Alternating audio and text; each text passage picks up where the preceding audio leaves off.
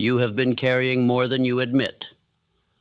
There are mornings when you wake already tired, not from lack of sleep, but from the weight of another day that looks exactly like the one before it. You feel stretched thin, pulled in every direction, yet somehow falling behind. And you ask yourself in silence, how long can I keep living like this? You try to be strong for your family, but there are moments when you stand alone in a quiet room and feel the pressure in your chest, pressure you cannot explain, pressure you cannot escape. You wonder why your problems keep piling up faster than your strength can grow. You wonder why even small setbacks seem to strike you harder than they should. At times you feel ashamed of how easily life overwhelms you. You were not supposed to be this tired, this worried, this uncertain. You were supposed to be further ahead by now. You were supposed to have more money saved, more doors open, more pride in what you've built. Instead, you feel trapped inside a life you promised yourself you would outgrow. You look at your family and try to hide the storm inside you. You don't want them to see you worried, afraid, or defeated, and yet they sense it. Your partner sees it in your eyes before you speak. Your children notice the heaviness in your voice even when you smile. They do not say it, but they feel when the foundation of the home is trembling. And perhaps the deepest pain is this: the problems you face are starting to shape the way you think. You catch yourself expecting disappointment. You brace for setbacks before they arrive. You fear that one more hardship might be enough to break you. A man can endure much, but he cannot endure forever without rising. If this is how you feel, then hear me well. You are not weak. You are simply standing too low. And when a man stands low, even the smallest problems strike him like giants. But when he rises, truly rises, he looks back and wonders how those same problems ever frightened him at all. This speech is for the man who is tired of being struck from every direction, the man who is tired of waking up already behind, the man who looks at his life and whispers, "There must be more than this," the man who is ready to climb to a height where nothing, no fear, no doubt, no setback, can touch him. I have studied such men. I have walked beside them in their lowest moments and their greatest victories. I have seen clerks rise to command industries. I have seen laborers rise to wealth. I have seen men who once trembled at their problems rise so high that those same problems became nothing but distant memories. But they did not rise by chance. They rose by law. And that law, once understood, can lift any man who obeys it. It lifted Andrew Carnegie from poverty. It lifted Charles Schwab from obscurity. It lifted Henry Ford from exhaustion and ridicule. And it can lift you, no matter how heavy your present burdens feel. Before I reveal this law, I want you to imagine something small yet powerful. Imagine waking one morning without dread. Imagine walking through your home with calm authority instead of tension. Imagine your partner looking at you with pride instead of concern. Imagine your children seeing strength in your posture, not strain. Imagine facing the same problems you have now, yet feeling untouched by them. Imagine seeing them from such a height that they no longer threaten your peace, your confidence, or your future. This is not wishful thinking. This is the natural consequence of rising. But you cannot rise halfway. You cannot rise casually. You cannot rise while clinging to your old fears, your old doubts, your old habits.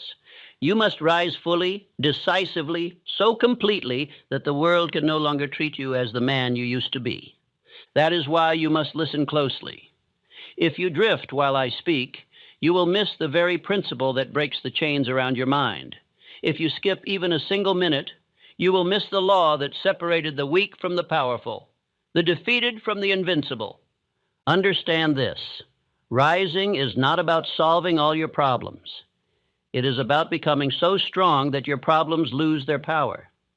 When a man rises high enough, confusion becomes clarity, fear becomes faith, setbacks become lessons, and obstacles become stepping stones. Picture your future self, 5 years, 3 years, even 1 year from now, standing tall, unshaken, unmoved by the troubles that once crushed you. Picture the day you look back on your old problems and laugh, not because they were small, but because you became massive. Picture the faces of those around you. Your partner watching with quiet awe as you walk into rooms with calm certainty. Your children learning courage by watching your example. Your friends noticing that something in you has changed. Your voice firmer, your eyes clearer, your presence stronger. Even your rivals feeling uneasy because you have become someone they can no longer intimidate. This transformation begins with one decision, one moment where a man says, "Enough, I rise."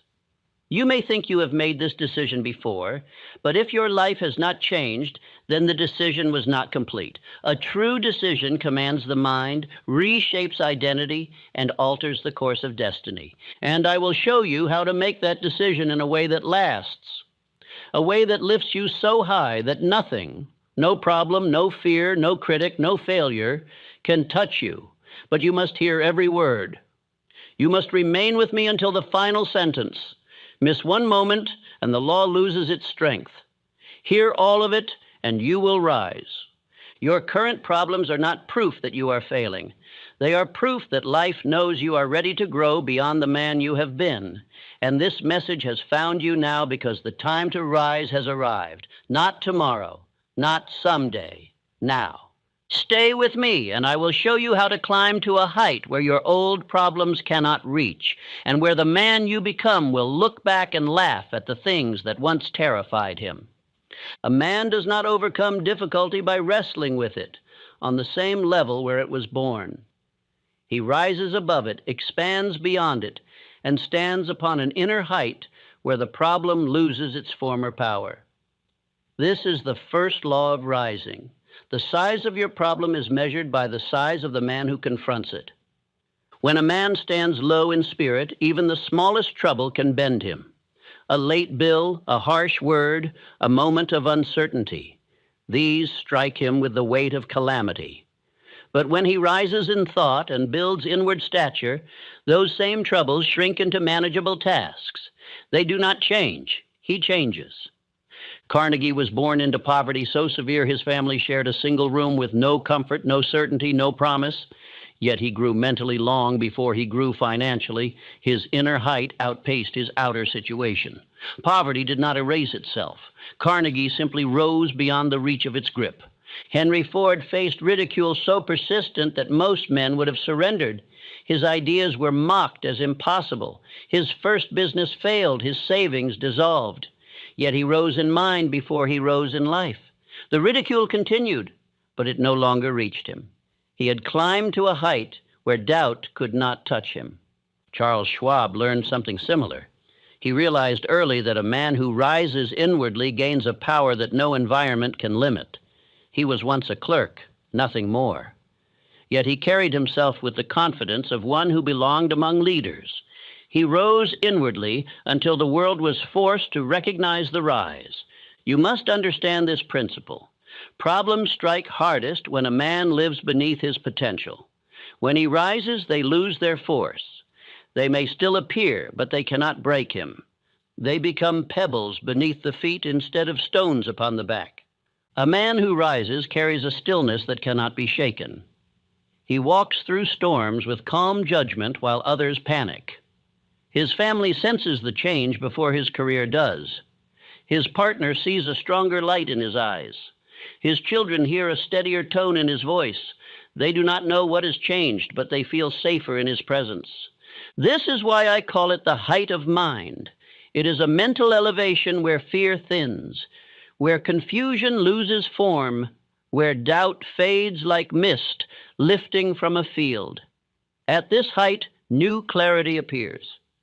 You begin to see what once frightened you as small, temporary, and unworthy of your worry. But you cannot rise halfway. A man who rises only in moments collapses in the hours between. True rising demands decision, an inner declaration that the former self has reached its end. A man must say to himself, I refuse to remain small. I refuse to bow to burdens. I rise. Decision creates clarity. Clarity shapes identity. Identity commands action. Action produces elevation. This is the inner elevation method, a sequence followed by every man who outgrew his problems and rose into authority. The first stage is awakening. A man becomes aware that his present stature is too small for the life he desires. There is a discomfort inside him, a pressure pushing outward, telling him he must grow. At this stage, he does not yet rise, but he understands he must. The second stage is the refusal of drift. Drift is the silent erosion of strength. It keeps a man low. It convinces him he is attempting progress while it steals his years. When a man refuses drift, he breaks the cycle that held him in place. This refusal is often the beginning of power. The third stage is declaration. A man speaks aloud the truth he intends to become. He does not whisper it. He states it with command. Declaration is the force that awakens the subconscious and alerts it that a new identity is forming. The fourth stage is disciplined elevation. This is where the real rise occurs. The man strengthens his thought, purifies his motives, orders his mind, and brings dignity to his conduct. He walks, speaks, works, and decides from a higher inner place. The final stage is consolidation. The rise becomes permanent. The man no longer falls back to his former level. His new height becomes his natural state, and the world begins to adjust to the stature he now possesses. A man who rises in this way becomes impossible to intimidate. Pressure does not unsettle him. Doubt cannot bend him. Criticism does not disturb him. He is no longer governed by the reactions of fear. He is governed by purpose. This rise transforms the tone of a man's voice. It becomes steadier, deeper, more certain. His posture changes, shoulders back, chin lifted, eyes calm. People around him sense a new authority. He does not need to announce it. Presence speaks louder than words. Problems that once consumed his days become tasks solved before breakfast. Emotional storms that once stirred his mind now pass without touching him. Conflicts that once sent him into worry now dissolve under the weight of his clarity. A rising man becomes a master of difficulty, not by fighting every problem, but by becoming too large for problems to overwhelm. A man who stands at a high mental altitude sees challenges as stepping stones because he sees farther than those who stay low. Consider Abraham Lincoln. During the darkest hours of the nation, he faced pressures that would crush most men. Yet he rose inwardly. His mind stood above the turmoil. He became larger than the storm. Those around him felt his strength and steadied themselves. Consider Edison. His setbacks were counted by the hundreds, yet his mind stood above each failure. He rose so far beyond discouragement that failure could not reach him. To him, each difficulty was only another ascent, another step upward. A man who does not rise remains trapped. His problems appear larger each year. His worries multiply. His frustrations deepen. He wastes years trying to fix his life without fixing the stature of the man who lives it. This is the tragedy of staying low. It steals time. Years lost to worry. Years lost to drift. Years lost to fear of what a rising man could handle with ease. When a man rises, he saves 10, 20, even 30 years of struggle.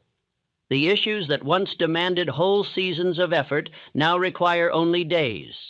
The conflicts that once consumed months now resolve themselves because the man no longer feeds them with weakness. The law is simple. Rise first, solve second. A man who tries to solve from a low place makes everything harder. A man who rises before he solves uses clarity instead of confusion, authority instead of fear, direction instead of hesitation. A rising man becomes untouchable because his inner world is no longer shaped by outer conditions. He carries a calm center regardless of noise, pressure, or difficulty. His strength is not borrowed from circumstance. It is generated from within. A man who rises looks back on his former problems and feels almost embarrassed by how much they once frightened him. Not because those problems were small, but because he has become larger. He laughs, not at the hardship, but at his former self. He sees how far he has climbed and understands that fear belonged to a smaller man he no longer is. This is the transformation waiting for you. You need not change your entire life today. You need only rise 1 inch in thought, 1 inch in dignity, 1 inch in decision. Those inches compound. They become feet, then yards, then heights unimaginable to the man you were. And when you rise far enough, nothing, absolutely nothing, can touch you. Affirm this now. I rise in spirit, and nothing can touch me. Strength does not come from muscle, nor from fortune, nor